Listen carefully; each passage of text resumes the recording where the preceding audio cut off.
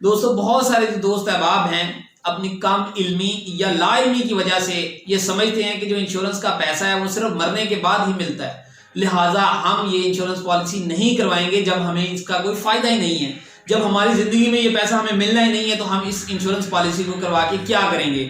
لہٰذا دوستو آج کی ویڈیو ان تمام ایسے دوستوں کے نام ہے جو یہ سمجھتے ہیں کہ انشورنس کا پیسہ صرف اور صرف مرنے کے بعد ملتا ہے۔ دوستو یہ بات مکمل طور پر لا علمی کے اوپر مبنی ہے، اس میں کوئی صداقت نہیں ہے، اس میں کوئی سچائی نہیں ہے۔ ایسے تمام دوست احباب جو یہ سمجھتے ہیں کہ انشورنس کا پیسہ صرف اور صرف مرنے کے بعد ملتا ہے، تو دوستو ایسی بات بالکل بھی نہیں ہے۔ State life insurance corporation of Pakistan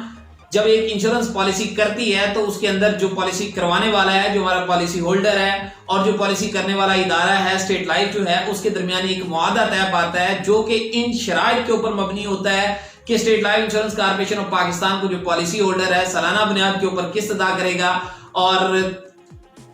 مکمل طور پر انویسٹمنٹ کی صورت میں وہ اسٹیٹ لائف کو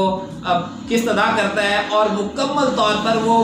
مالک ہوتا ہے اپنی پالیسی کا، جو پالیسی ہولڈر ہوتا ہے۔ دوستو اگر وہ چاہے 2 سال بعد، 3 سال بعد، کم از کم 2 ایک ساتھ اس کی اسٹیٹ لائف کی طرف بھی اگر آ گئی ہیں، تو دوستو اس کے بعد جب بھی وہ چاہے تو اپنی پالیسی کا پیسہ اگر وہ واپس لینا چاہتا ہے دوستو تو وہ لے سکتا ہے۔ ایسا نہیں ہے کہ وہ اس کو جو پیسہ ہے صرف مرنے کے بعد ہی ملے گا، اس میں کوئی صداقت نہیں ہے، اس میں کوئی سچائی نہیں ہے۔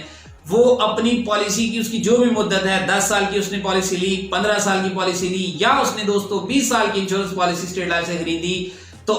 پالیسی کی مدت مکمل ہونے سے پہلے جب بھی وہ چاہے دوستو state life insurance corporation of Pakistan سے اپنا پیسہ لے سکتا ہے، کیونکہ وہ اپنی پالیسی کا مالک ہے، اس کو ضرورت نہیں ہے۔ ہاں خدا نخواستہ اگر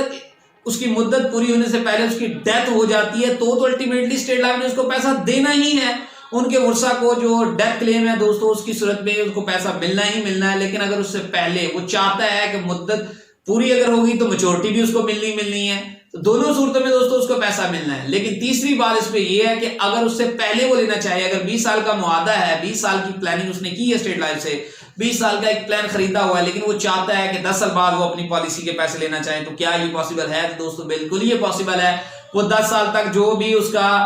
ایک ساتھ اسٹیٹ لائف کی طرف چلی گئی ہیں دوستو، پلس جتنا بھی 10 سال میں اسٹیٹ لائف نے اس کی پالیسی سے، اس کے پیسوں سے کام کیا، اس کی پالیسی سے جو بھی فائدہ ہوا اسٹیٹ لائف کو، اسٹیٹ لائف وہ پالیسی ہولڈر کو بھی پرووائڈ کرتی ہے، اور 10 سال کا منافع بھی اس کو دے گی۔ ایسا نہیں ہے کہ صرف 10 سال کے بعد صرف اس کے اپنے ہی پیسے اس کو جائیں گے، ایسا نہیں ہے، اس کو اپنے پیسے بھی ملیں گے، اور 10 سال کا جو بھی منافع ہے اس وقت تک دوستو وہ بھی اس کو